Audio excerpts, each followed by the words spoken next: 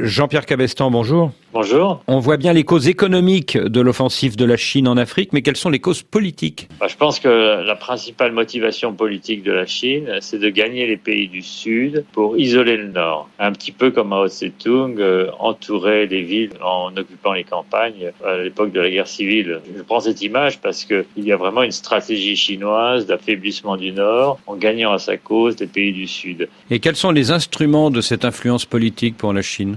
Alors les instruments, ils sont multiples. Il y a d'abord un activisme diplomatique sans précédent. C'est impressionnant de voir combien les responsables chinois se rendent dans les pays du Sud, notamment en Afrique, contrairement à beaucoup de responsables des pays du Nord. Je pense d'abord aux États-Unis, dont les présidents se rendent très très rarement en Afrique. Et vous dites que le ministre chinois des Affaires étrangères se rend en Afrique tous les mois de janvier. Oui, alors ça c'est une tradition qui remonte au début des années 90. Par exemple, au début de cette année 2022, le ministre Wang Yi est allé aux Comores, qui est un pays vraiment petit d'une certaine manière, mais en fait c'est un pays où la Chine a déployé un activisme réel, notamment pour marginaliser l'influence de la France.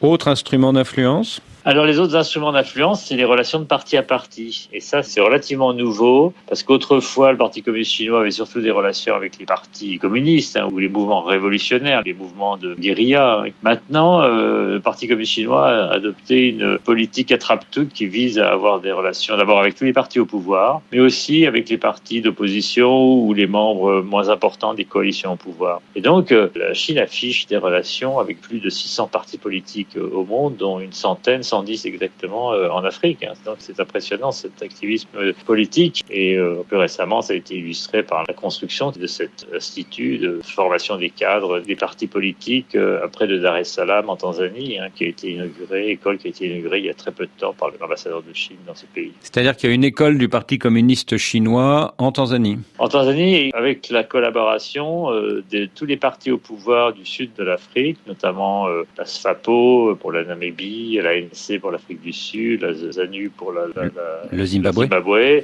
Évidemment le MPLA en Angola avec lequel la Chine avait des relations difficiles, n'avait pas de relations en fait pendant très longtemps, et puis aussi le Mozambique. Donc vous voyez, c'est une école qui a été financée par la Chine, où des instructeurs chinois vont être déployés et où tous ces partis vont envoyer des délégations se former en Afrique, aux environs de Dar es Salaam. Et est-ce qu'il y a donc des partis non communistes, mais qui ont beaucoup d'importance en Afrique centrale par exemple, qui ont peut-être envoyé des délégations à ce 20e congrès de Pékin? Alors, je ne sais pas s'il y a des délégations étrangères, parce que la Chine, contrairement à l'Union soviétique, n'accueille pas de délégation étrangère au congrès de son parti, mais la Chine, le Parti communiste chinois a des relations avec beaucoup de partis qui n'ont aucune, atome crochu sur le plan idéologique avec le marxisme-léninisme. Je pense notamment au parti dominant de Kagame au Rwanda. Le FPR. Le FPR, oui, ou alors les partis politiques, notamment au Sénégal ou au Mali, qui ont des orientations très très différentes. Et puis alors ce qui est intéressant, c'est qu'on voit que la Chine soutient aussi des pays africains qui sont isolés sur la scène internationale. Je pense au Burundi. Pourquoi cette stratégie ?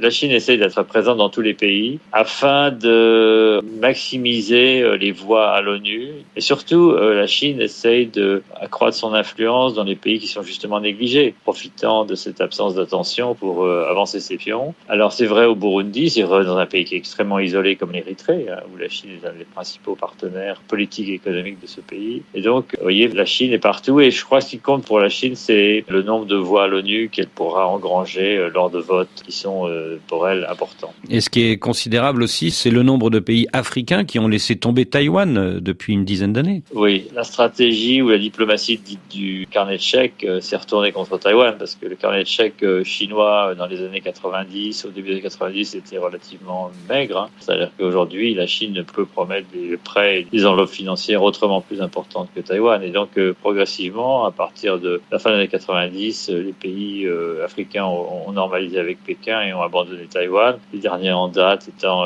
Sao Tomé et Principe, la Gambie et puis après le Burkina Faso. Et donc, aujourd'hui, il ne reste plus que du côté taïwanais que l'ex-Swaziland, Eswatini. Ce qui est frappant aussi, c'est le nombre d'agences de l'ONU que dirige la Chine maintenant. Oui, alors c'est vrai que la Chine a pris la présidence de 4 agences de l'ONU, des agences importantes, donc la dernière en date, la FAO. Mais je pense qu'il faut observer plutôt le nombre de stagiaires chinois qui travaillent dans ces agences, notamment à New York, l'ONU. C'est une manière pour la Chine d'abord d'apprendre comment fonctionne l'ONU et d'en maîtriser tous les mécanismes mieux que quiconque. Mais aussi, c'est une manière pour la Chine de faire de l'entrisme dans la machine de l'ONU à New York et ailleurs. Et puis dans le soft power chinois, il y a les instituts Confucius et puis la langue chinoise, le mandarin. Oui, justement, et la grande différence entre les instituts Confucius au nord et au sud, c'est qu'au sud, la plupart des pays n'ont pas les moyens de dispenser l'enseignement du chinois et donc sont entièrement dépendants des instituts Confucius pour développer ces enseignements. Et donc, ça permet à la Chine d'influencer les élites locales en offrant notamment des bourses pour les meilleurs étudiants en Chine. Ça contribue à resserrer les liens entre la Chine et ces pays. Mais enfin, là aussi, il faut relativiser l'influence des instituts Confucius parce que le chinois reste une langue difficile qui est apprise par un certain nombre d'Africains qui veulent développer notamment des relations commerciales avec la Chine. Mais ça reste quand même une langue beaucoup moins maîtrisée que l'anglais, le français ou même le portugais. Jean-Pierre Cabestan, vous dites joliment que la Chine est agnostique. Elle soutient indifféremment tous les régimes africains et notamment les régimes autoritaires et stables comme en Angola, au Congo-Brazzaville, en Guinée équatoriale, au Cameroun. Mais le jour où l'un de ces pays connaîtra un changement de régime, est-ce que le Parti communiste chinois a conscience qu'il risquera d'être mal vu dans ce pays? Alors la Chine a 2 atouts, je dirais, pour faire face à ce genre d'imprévu. Le premier, c'est un atout économique, c'est que les pays africains, quel que soit leur orientation politique, savent qu'ils ont besoin de la Chine. Le deuxième atout, c'est la flexibilité, caractère justement agnostique de la diplomatie chinoise, et qu'on a bien vu la Chine s'adapter très rapidement à la nouvelle donne. Je prends pour exemple l'élection en 2021 d'un nouveau président en Zambie. La défaite de Lungu, qui a été très proche de la Chine, n'a pas inquiété outre mesure Pékin, qui a tout de suite pris langue avec le nouveau président, qui lui-même s'est montré extrêmement pragmatique, même si l'orientation de la Zambie maintenant est beaucoup plus pro-américaine. La Zambie a voté comme l'Europe sur l'Ukraine. Elle essaye de prendre ses distances de la Chine, mais en même temps, c'est très difficile. Ce virage est très difficile à prendre parce que la Zambie est très dépendante de la Chine sur le plan financier. Et donc la Chine reste incontournable dans beaucoup de pays et les pays africains le savent. Les sondages Afrobaromètre montrent que l'image politique de la Chine est nettement moins bonne que l'image économique. Pourquoi ? Je pense que les pays africains sont quand même, sur le plan idéologique, tous plus ou moins partisans de la démocratie.